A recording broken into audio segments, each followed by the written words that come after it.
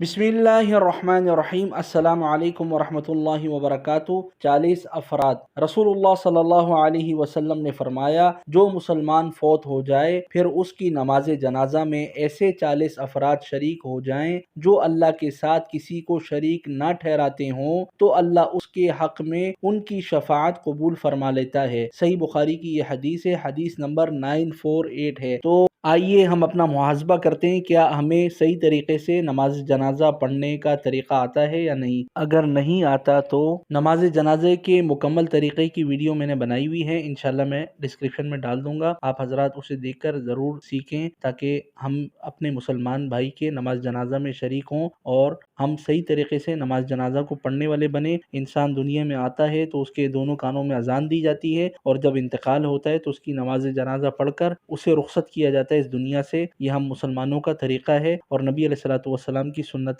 मुबारक है। अल्लाह ताला से दुआ है कि अल्लाह ताला हमें दीन की सही समझ नसीब फरमाए। नमाज जनाजा लाजमी सीखिएगा, ये एक बहुत ही ज़रूरी अमल है। इस वीडियो को आगे भी शेयर कीजिएगा ताकि दूसरे मुसलमानों का भी फ़ायदा हो सके। जज़ाकल्लाहु खैर। अस्सलामु अलैकुम वरहमतुल्लाहि वबरकातुहू।